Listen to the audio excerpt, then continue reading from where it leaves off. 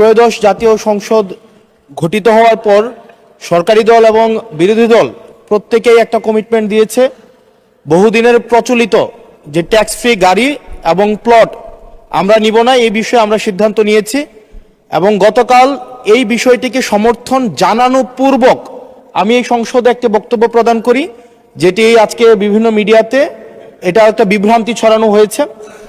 আমি আমার জায়গা থেকে যেই ট্যাক্স ফ্রি গাড়ি আমরা নিব না এবং প্লট এই সুবিধাটি যেটা আমরা নিব না, এই সিদ্ধান্ত সমর্থনপূর্বক আমি জানিয়েছি জেলা পরিষদের চেয়ারম্যান, উপজেলা পরিষদের চেয়ারম্যান, পৌর মেয়র, ডিসি, ইউনো, এসিল্যান্ড সহ অন্যান্য সরকারি অফিসার সরকারি কার্য পরিচালনা করার জন্য যেভাবে সরকারি একটি গাড়ি পেয়ে থাকে, ঠিক একই প্রক্রিয়ায় আমাদের যারা সংসদ সদস্য আছে তাদেরকে ঠিক একই প্রক্রিয়া একটি গাড়ি ব্যবহার করা দেয়া যায় কিনা সেটি আমি এই সংসদে আমি জানিয়েছিলাম।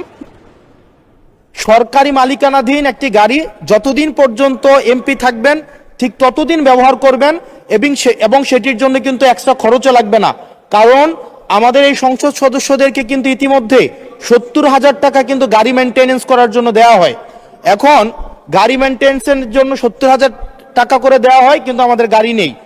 এখন আমার যে বক্তব্যটা সেটি হচ্ছে, গতকালের বক্তব্যে আমি কোনো ট্যাক্স ফ্রি গাড়ি চাইনি এবং ট্যাক্স ফ্রি যে প্লট এবং গাড়ির যে বিষয়টি রয়েছে সেটি অলরেডি এই সংসদের পুরো হাউস ঐক্যবদ্ধভাবে সিদ্ধান্ত নিয়েছে তারা এটি নেবে না, এবং এই ত্রয়োদশ জাতীয় সংসদের প্রত্যেকটি এমপি সেটির জন্য একটি অনন্য নজির স্থাপন করেছে।